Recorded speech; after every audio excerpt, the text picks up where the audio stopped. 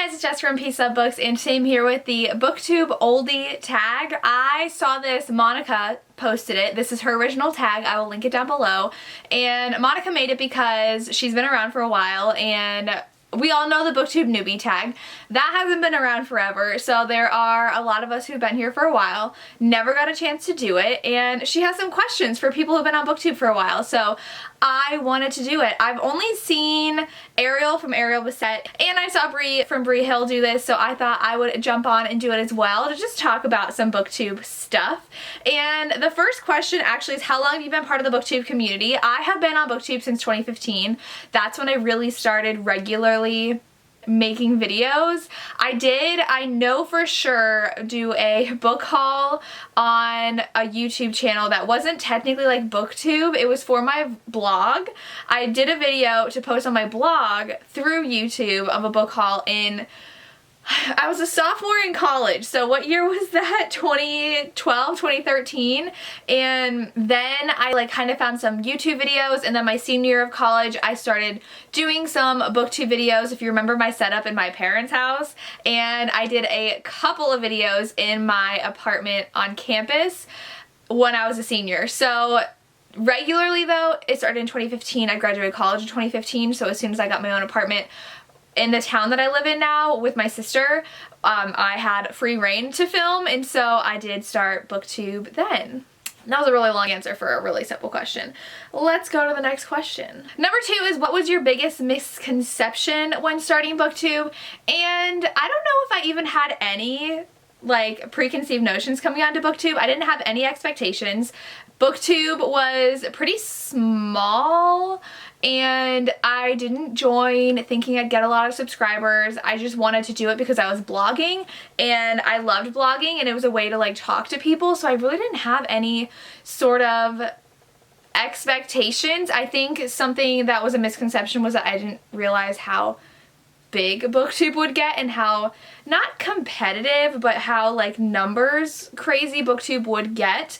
Like I said, I didn't care about my subscribers, I didn't care about my views, and I would get excited when I would get 1,000 subscribers, but there wasn't this expectation that I could reach 30K someday. I never thought that would happen when I started my channel, and I'm now at 28,500 subscribers. So granted, it took me 5 years because when I started, it wasn't really about the subscribers. Everybody just started because they wanted to talk about books. People didn't start thinking, okay, how can I get more subscribers and do things purposefully to get subscribers. We just wanted to talk about books. At least in my opinion, that's how Booktube was. And so that kind of goes into question number 3. How has Booktube changed since you joined? I do think people stress a lot about numbers now. I have YouTube analytics, obviously, and I think we all do, and I check it a couple times a day just to see, because I am growing more now, so I have been on average getting 2,000 subscribers a month, which is a lot, and not at all how my channel usually was. I would get maybe 500 subscribers a month. I have been on here for 5 years and just got to 28,000, and I think people expect to grow overnight, which is very, very, very rare. And then I do think that people not get jealous, but they definitely judge the people who grow quickly, and those people get a lot of stigma from the rest of the, not the community, but certain people judge them a lot more harshly than other creators because they got 50K in a year, and good for them. I mean, there's no magic way to get that many subscribers. I don't know. I've been on here for 5 years and just got to 28,000. So I know there's people who've been on as much as I have that only have 5,000. And it depends on what you do and who your audience is. I also do think though that romance is becoming a lot more valued on Booktube. I've been doing romance since I started, and I was one of the only ones doing romance. I know a couple other people that aren't really on Booktube anymore. I think Laura from Lovely Like Laura is one of the original ones when I was around that was doing romance, and Jacqueline from Book Lover J or something. I'll link her channel down below. I don't remember her channel.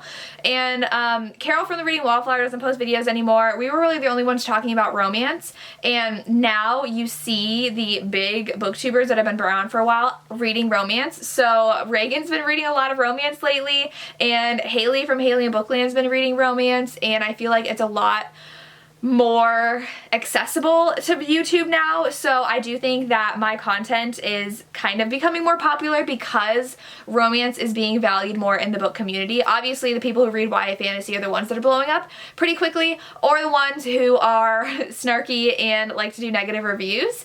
I've noticed a lot negative videos get tons of views, and there are channels that blew up because of their snarky attitude and them not holding back when just bashing books, and like that's totally fine. I don't like that content. I like to read books that I actually enjoy and watch people have recommendations of books that I think I would enjoy. I know that the community as a whole, not necessarily the creators, but the people that are absorbing the content or taking in the content, I don't know how a better way to put that, love the bashing of books. So, and I do think personality is a huge thing when it comes to videos. If someone doesn't like your personality, they're not gonna watch it. Vlogs have definitely come a long way since I started vlogging. Didn't even like really exist when I started, and I think I did my first vlog like 2.5 years ago, and I've been on here for 5 years, and I think doing really creative vlogs is really in, or doing like experiment videos or secret TBRs are definitely huge, and I think people love those. I know those get much more views on my channel than like review videos. I don't even do regular review videos anymore because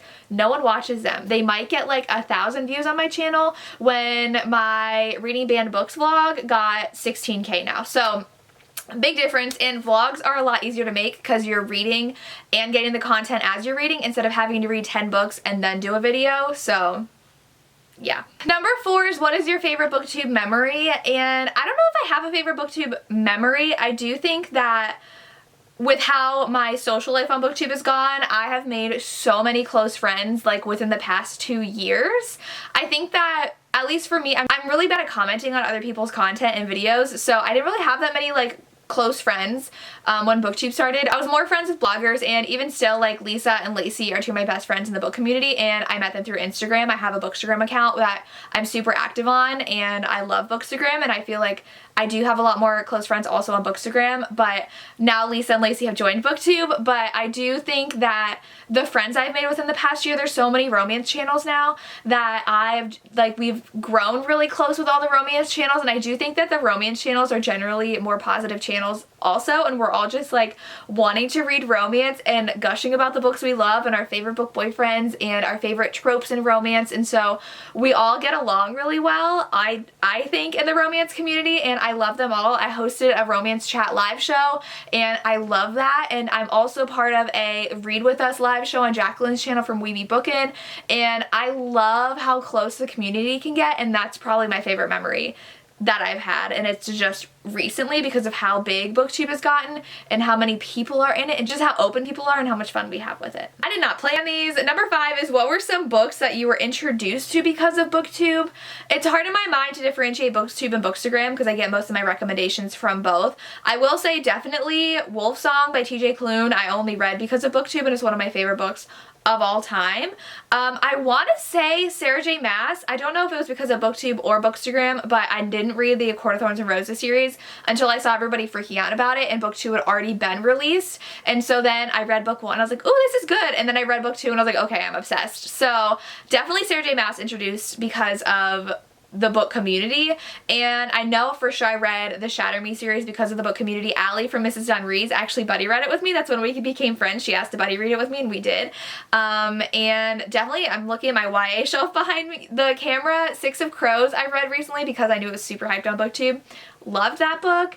And I don't know about romances though, because I typically read romances that like I find or publishers send me, but I don't know any that I've actually like die hard loved because of Booktube. It's more like the YA I picked up because of Booktube, I think. Or because Lacey told me to read it. Honestly, I get a lot of books I love because Lacey read them, and I read them because of her. So yeah. I know for sure Gianna Darling was someone on Instagram that told me to read, so. Number 6, what is something that frustrates you about Booktube? This one's a tough one because I know people have issues with sponsored content, and if you want to join Booktube to make money, go for it. I don't know if this is the best industry to get into to make bank real fast, because it's not easy to do that. And people get frustrated about numbers. One thing that frustrates me is when people in their videos complain about people not watching their videos, and I'm like, you're going to the wrong audience right now. You're complaining people aren't watching to the people who are watching you. And I get frustrated watching someone complain about their subscriber count or their numbers every single video. And if you're not growing, you need to change something you're doing. Sometimes it's hard to grow, but if you expect growth and it's not happening and you just keep on doing the same things, that might be why. I also think that it's annoying when people have like 5 ad breaks in a 10-minute video. I get really frustrated with that. That just happened the other day when I was watching a video. I was like, how is there another ad? How long is this video? It was a 9-minute video and I had already watched 3 ads. So that's annoying to me. But if you want to do that, go for it. I just literally exited out of the video. I was like, I can't handle this anymore. I don't want to watch another ad. But sponsored content to me is fine. I don't think I've ever had a sponsored video on my channel. I do make videos for Read Bliss, which they do pay me for, but it's on their channel. And the only time I don't like sponsored content is when the publisher asks someone to talk about this specific book and then they never read it. I remember vividly, I think it was like this book with like this electric wire and these shoes on it, and it was about this kid who was like traveling or something, I don't know. And it was a few years ago, and like I saw like 5 videos in a row where people were being paid to talk about that book, and not a single one of them in my memory read that book. Look at this amazing book that I had that this publisher paid me to talk about on my channel, but I'm not going to read it. And I'm like, why would you accept that book to tell us about if you yourself would not be interested in reading that book? I love how Emma Books approaches this. She almost always, I think, from what I've seen, reads the book, and she is totally upfront and honest about her opinions of the book, which, I mean, I'm sure everyone is fine, yes. And she makes sure to say, like, I was paid to talk about this book, and then she'll give you her honest opinion. She has not liked books that she's been paid to talk about before, which I think is good. As long as you're honest about it and you actually read what you're told to talk about, it's fine. When you don't, I get a little annoyed. Other than that, I don't know if I'm really like frustrated with YouTube about anything. I do hate how romance has been bashed on and people don't give the actual genre of romance a fair chance. There's something different than a book that has a romance in it than a full straight up romance, and I wish people would give actual romance a shot instead of constantly making fun of it or constantly making fun of romance readers. That is annoying to me because I'll see some videos where someone mentions something and then everyone in the comments is like, oh my gosh, it's just another cringy romance, and I'm just like, I don't think we're ever going to get rid of that stigma, and so that is really frustrating, but I do like it when people give it a fair shot. Like Reagan from Proust Project has been devouring historical romances, and she's asked for recommendations because she's genuinely interested in reading it. And I know one of my friends on Booktube, I don't want to say who it is because I know she's doing a video and I don't want to spoil it. She's primarily a fantasy reader, but she asked me for some recommendations. She's told me what she likes, and I gave her recommendations of what I think she would like. And so I really wish people gave actual romance a fair shot instead of saying, well, I like so-and-so genre with romance, so I'm fine with romance. I'm like, it's different. So yeah, those are my frustrations. I don't know if we'll ever get the validity of romance anywhere ever, but I think it's a worthwhile genre that is amazing that everyone should be reading. So, and number 7 is, what is your hope for BookTube in the future? I just hope this community continues to grow.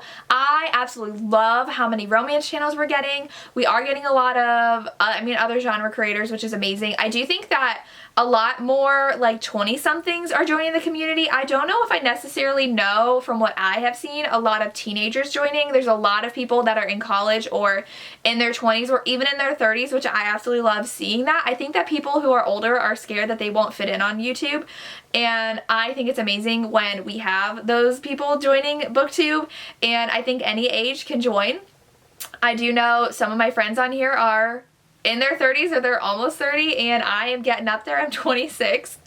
God. And I just think that it shouldn't depend on what age you are or what you read. Just go ahead and pick up a camera and make videos. I think we need a lot more diversity in the people who are creating videos and the kinds of books that we are reading. I think a lot of people get annoyed when we see the same books over and over again, and even if for me it's hard. I had a video recently go up, my fantasy romance video, and someone was like, why are you recommending books that everybody already knows about? And I see where they were coming from. I still want to give people recommendations on my channel of YA romance that's fantasy, because some of my people who watch my channel don't watch actual YA fantasy channels, so I still included some of those, like The Shadows Between Us by Trisha Levenseller. Like, that's been everywhere, but I still included it in my video because I liked it.